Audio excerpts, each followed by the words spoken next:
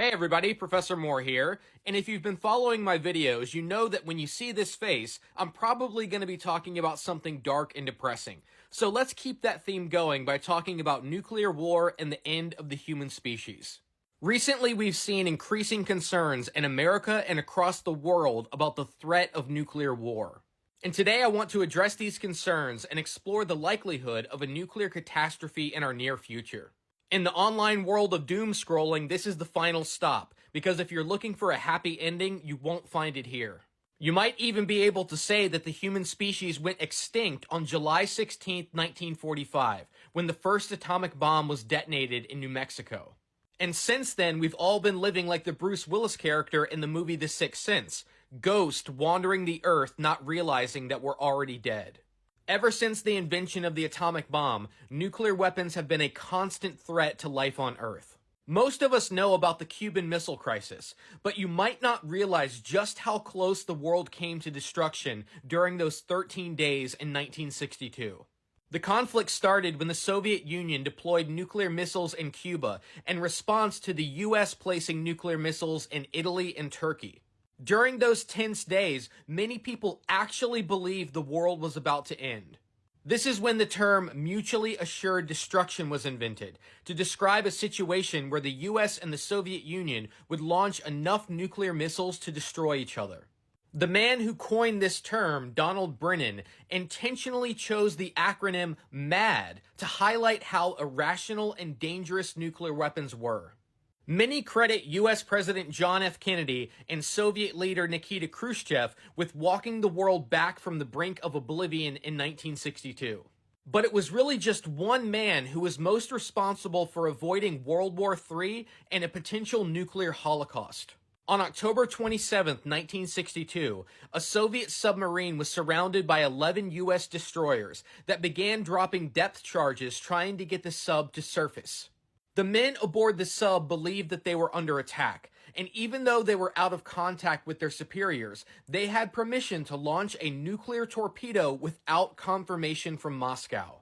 To launch the torpedo, all 3 senior officers on board had to agree. 2 of those officers wanted to launch their nuclear weapon against the US, but the 3rd officer refused. His name was Vasily Arkhipov, and because of his decision, he might have prevented a nuclear war. This is how close the world came to a nuclear massacre. The actions of a single man were the only thing standing in the way of Armageddon.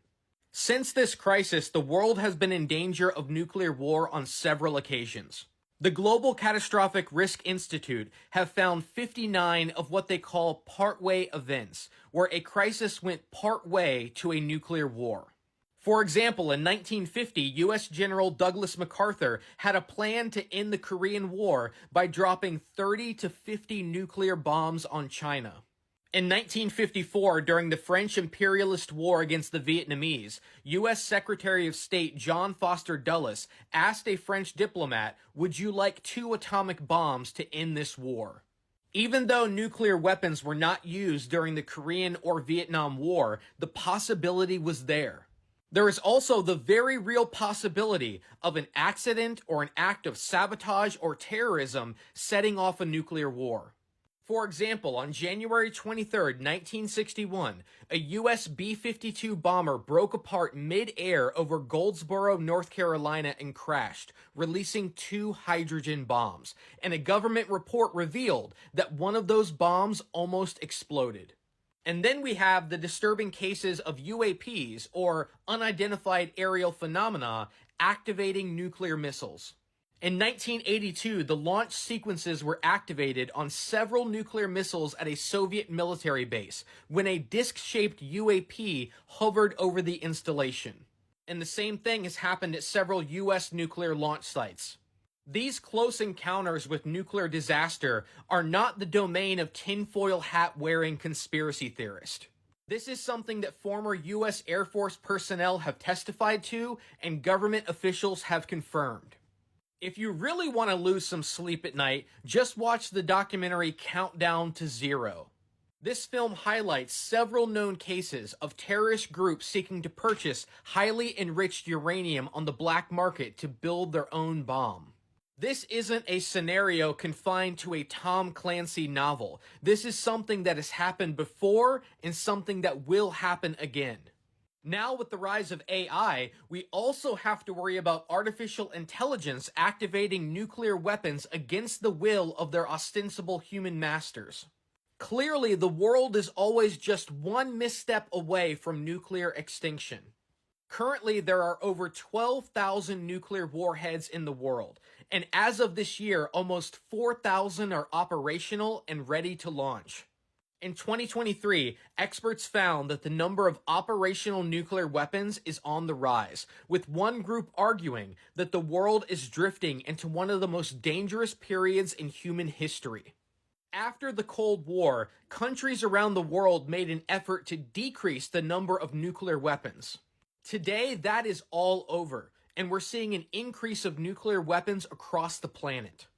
Anyone who believes in the idea of nuclear deterrence or the fantasy that having multiple countries in possession of thousands of nuclear weapons somehow makes us safer is absolutely delusional and peddling a dangerous lie. The threat of nuclear war and total global annihilation is not a relic from the Cold War, but a stark reality that the human species still faces today. And that threat will only increase in the future as the world becomes more unstable due to climate change. Just in the past few years, the threat of nuclear war has been raised by Russia, North Korea, Israel, and the United States. When Russia invaded Ukraine in 2022, the Biden administration took serious precautions for a potential Russian nuclear attack on Ukraine. Just in the past few weeks, the danger of nuclear war has increased. 2 days after Biden approved Ukraine firing long-range missiles into Russia, Vladimir Putin updated his country's nuclear policy and lowered the threshold for using nuclear weapons. Shortly afterward, Russia fired a new intercontinental ballistic missile at Ukraine, which would be capable of carrying a nuclear bomb to the United States. This past year, we've also seen North Korea repeatedly threaten to use nuclear weapons against South Korea and the US. When Israel started their genocidal war in Gaza in 2023, it wasn't long before an Israeli official publicly stated that using a nuclear bomb in Gaza was always an option. This year, President Biden also approved a secret U.S. nuclear strategy refocusing on China. Instead of moving toward a world free of nuclear weapons and their power to end human civilization, we're moving back to a world where school children won't practice hurricane drills, but atomic bomb drills, such as the 1951 cartoon that taught them to duck and cover. The threat of nuclear apocalypse is real, and it is a threat that is here to stay. It is almost a certainty that nuclear weapons will be used again. The only question is when, where, and how devastating it will be. The 2024 film Oppenheimer ends with a powerful statement.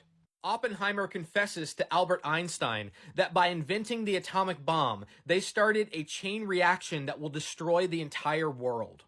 In his 1983 article on nuclear winter, astronomer Carl Sagan wrote, "It is now almost 40 years since the invention of nuclear weapons. We have not yet experienced a global thermonuclear war, although on more than one occasion we have come close.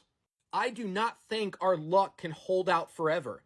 Men and machines are fallible, as recent events remind us. Fools and madmen do exist and sometimes rise to power. Concentrating always on the near future, we have ignored the long-term consequences of our actions. We have placed our species and our civilization in jeopardy. Fortunately, it is not yet too late.